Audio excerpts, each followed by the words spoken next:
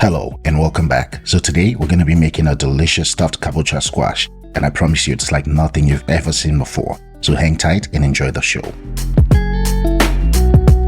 Kabocha squash is a winter squash and it's also known as Japanese pumpkin in North America, so obviously this video is late, but trust me, you will enjoy this recipe. This squash is cheap and easily accessible. Also, it's delicious and the skin is edible, so the first thing we're going to have to do is wash it.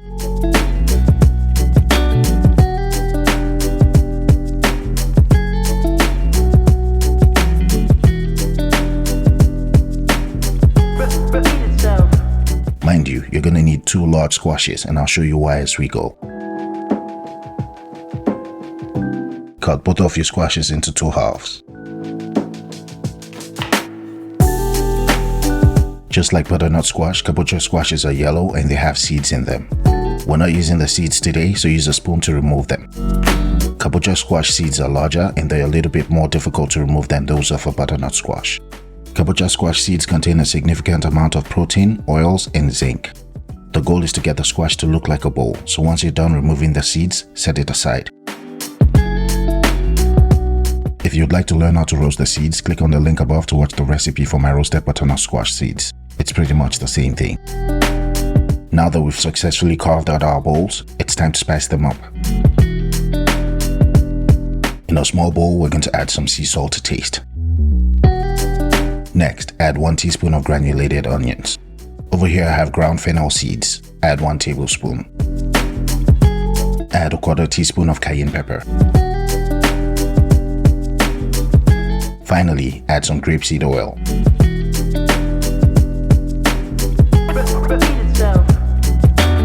Give it a good mix to combine. Next, using a silicone brush, we're going to brush this over our kabocha squash bowls. Brush your marinade over all of the inner surfaces of your squashes. Don't be shy, be generous with it. Over here I have a few sprigs of dried sage leaves. These are the same leaves you use to cleanse a space of negative energy. I'm going to add them to get rid of trolls and gargoyles from my comment section. Now we're going to roast this in an oven set to 400 degrees Fahrenheit for 40 to 45 minutes. When we get back, I'll show you something special.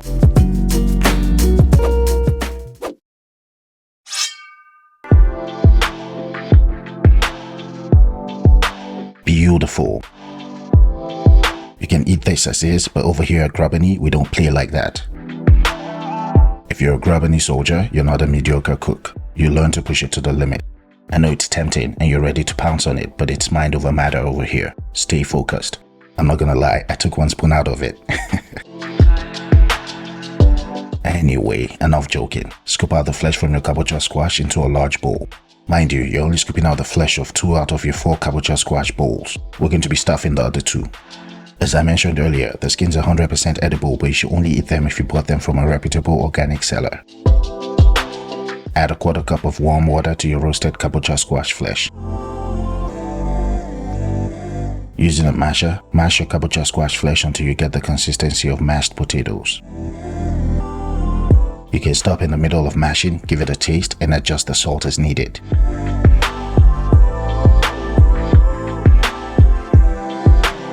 Add about 1 cup of white camel flour. You can use any flour of your choice. Next, add about 3 tablespoons of grapeseed oil, then using a silicone spatula, mix to combine. We're going to mix for about 10 minutes total.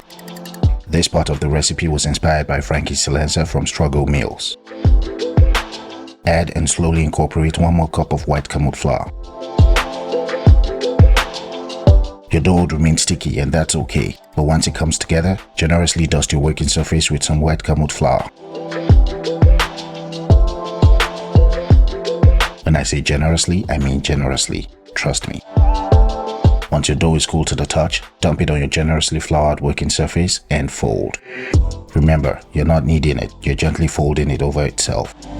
Once you've folded about 5 times, wrap it as if you're swaddling a baby and fold again. Repeat the process for about 5 to 10 times. By the way, I'll be starting a series on Instagram, so if you're not following me, you might want to reconsider.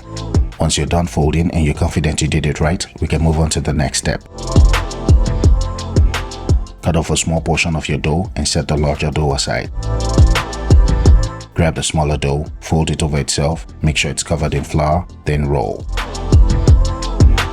You want to roll this out until you get a roll that's about 1 inch thick in diameter. You can go thinner or thicker, it's up to you and how you like it. Using a dough scraper, cut the rolled up dough into pieces of about ½ an inch long.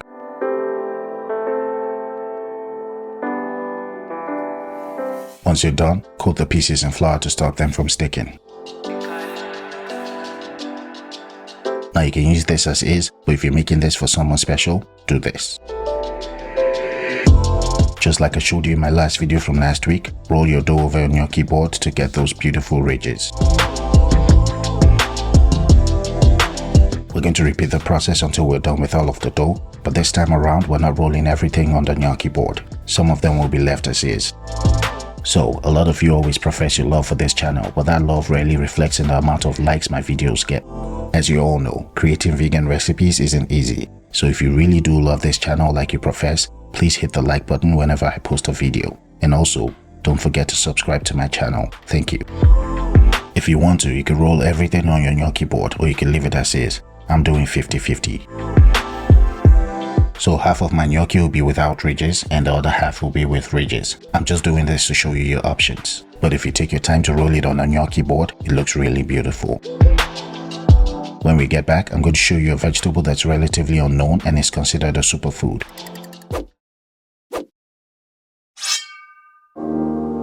This superfood over here is called purslane. It's also known as verdolaga. It's packed with omega-3 fatty acids, vitamin A, vitamin C, some B-complex vitamins, niacin, magnesium, calcium, potassium, manganese, name it. This is a superfood. It's known to protect against cardiovascular diseases, certain cancers, and diabetes. Right now, it's being categorized as a general weed. I'm going to rinse it and cut off the lower part of the stems. The stems should be eaten, but the ones I have are too long for my pan.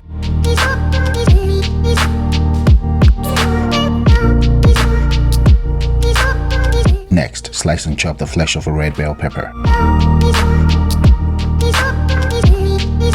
Do the same for a green bell pepper.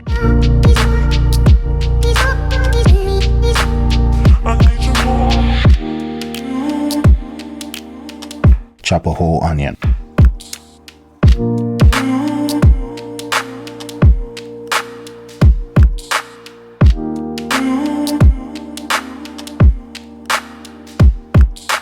These are king oyster mushrooms and they are no strangers to this channel. Cut them into bite-sized pieces.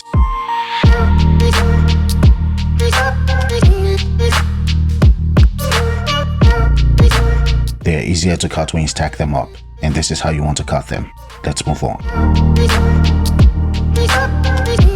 Cut the remaining mushrooms and set them aside. We're also using some maitake mushrooms, also known as hen of the woods. These are delicious. Set them aside for now. Place a cast iron pan on high heat. Add your king oyster mushroom pieces. Spread them apart so they're touching the surface of the pan, then press with something heavy. Your mushrooms will release some water. Let it evaporate. Don't forget to protect your hands with some kitchen mitts. After about 3 to 5 minutes, scrape off the mushrooms and move it to the back of the pan. Add some grapeseed oil to the pan. Break apart your maitake mushrooms and place them in the pan. Maitake mushrooms are more delicate than king oyster mushrooms. Coat them in some oil and press.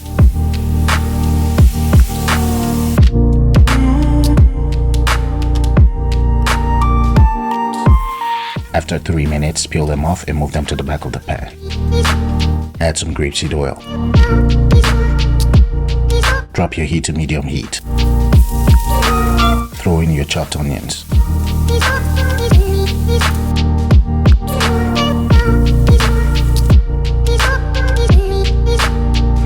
Throw in your red and green bell peppers and mix.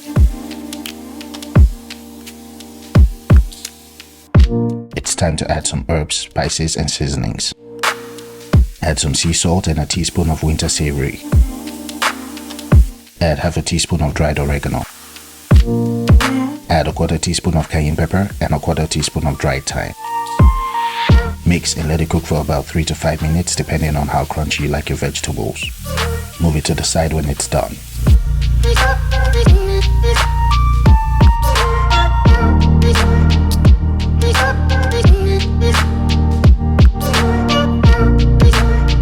Bring some heavily salted water to a boil, then we're going to add our pasta.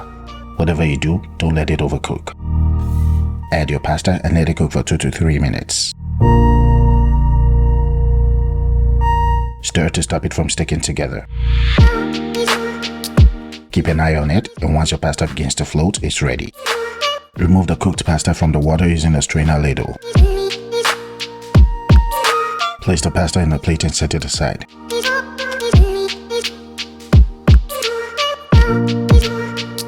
Save some of the pasta as we're going to be using it in the near future. When we get back, I'll show you something awesome.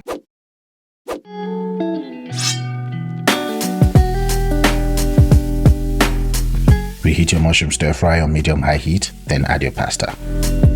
You can also do this with chickpeas, quinoa, or wild rice. Mix it all together, give it a taste, and adjust for seasoning.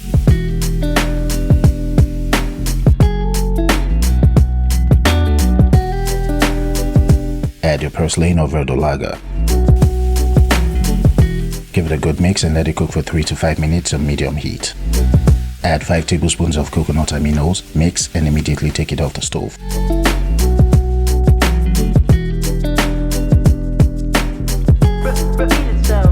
Your hard work has paid off. Now it's time to do some damage.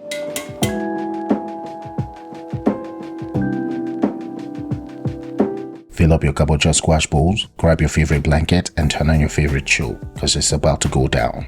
So I'm currently watching Formula 1 on Netflix, and if you follow me on Instagram, you know I'm a Mercedes AMG guy. I'm very curious to know what Netflix show you'll be watching while eating this. Comment below.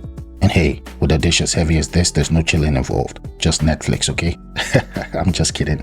Before I go, if you like some sweetness, you can add some agave to your kabocha squash 5 to 10 minutes before it's done roasting. Also, if you want to win my pasta maker giveaway, leave a comment below telling me why you want to win it.